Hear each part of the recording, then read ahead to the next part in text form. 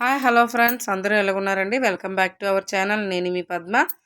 సింపుల్గా chicken curry ఎటువంటి మసాలా పొడులు వేయకుండా ఇంట్లో ఎలా చేసుకోవాలో చూద్దామండి. ముందుగా చికెన్ని నేను 4-5 సార్లు పసుపు వేసుకొని కడుక్కున్నాను. ఇలా కడుక్కున్న చికెన్ పక్కన పెట్టుకొని స్టవ్ ఆన్ చేసి కళాయి పెట్టి ఇందులోనే ఒక 5-6 స్పూన్ల వరకు ఆయిల్ వేసాను. ఆయిల్ కొద్దిగా వేడెక్కనివ్వాలి. ఆయిల్ వేడైన తర్వాత ఇందులోనే ఒక 2-3 పచ్చిమిరపకాయలు ఇలా ముక్కలు కట్ చేసి వేసుకున్నాను. ఉల్లిపాయలు చిన్నగా ముక్కలు కట్ చేసుకున్నానండి సన్నగా. ఇలా వేసుకోవడం వల్ల కూర గుజ్జుగా వస్తుంది.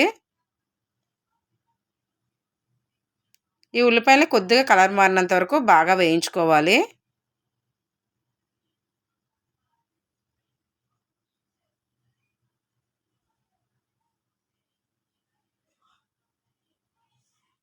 ఇప్పుడు ఉల్లిపాయలు వేగిపోయినాయి కదండి, ఇందులోనే నేను 2 టమాటాలని చిన్న ముక్కలు కట్ చేసుకొని వేసుకుంటున్నాను. ఇప్పుడు ఈ టమాటాలను కూడా బాగా వేయించుకోవాలి.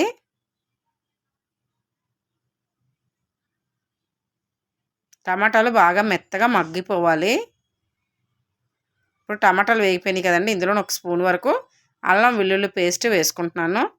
ఈ పేస్ట్ పచ్చివాసన పోయినంత వరకు వేయించుకోవాలి. ఇందులోనే 1/4 టీ స్పూన్ పసుపు కూడా వేసుకున్నాను.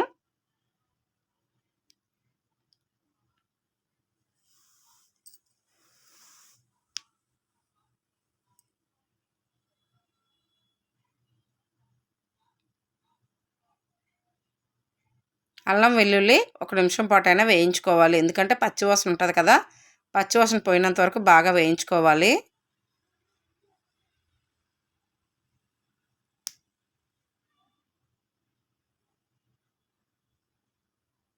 ఇప్పుడు కొద్దిగా అల్లం వెల్లుల్లి పేస్ట్ బాగా వేగింది కదండి, ఇప్పుడు ఇందులోనే కడిగి పెట్టుకున్న చికెన్ కూడా వేసుకోవాలి.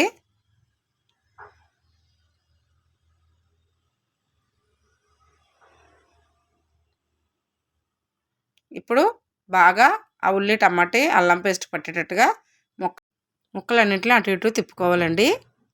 ఆయిల్లో కొద్దిగా బాగా ఫ్రై అయిన తర్వాత ఇప్పుడు రుచికి సరిపడగా ఉప్పు,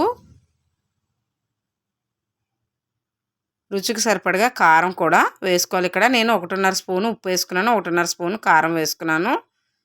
ఇందులోనే కొద్దిగా కొత్తిమీర కూడా వేసుకున్నాను. ఇప్పుడు ఇవన్నీ కలిసేటట్టుగా బాగా కలుపుకోవాలి. ఉప్పు కారం ముక్కలకు బాగా పట్టాలి. ఇక్కడే మనకి చికెను బాగా ఉడికిపోయింది కదా, ఇందులోని నేను 1 గ్లాస్ వరకు వాటర్ వేసుకున్నాను.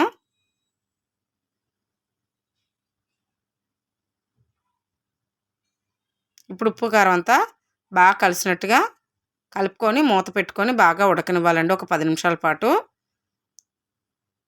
ఇప్పుడు ఒకసారి కూరని కిందకి మీదకి కలుపుకోవాలి.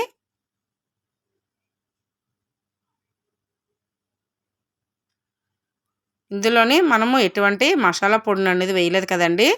ఇప్పుడు చికెన్ కర్రీ ఆపేసుకుంటే మనకి నీళ్ళు అనేవి దగ్గరికి అయిపోతాయి. కొత్తిమీర వేసుకొని స్టవ్ ఆఫ్ చేసుకొని వేడివేడి అన్నంలో వేసుకొని తింటే చికెన్ కర్రీ చాలా రుచిగా ఉంటుంది.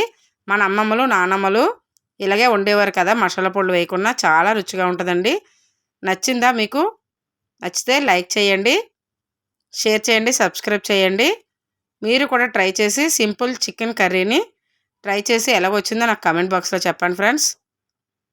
Thank you for watching. Bye.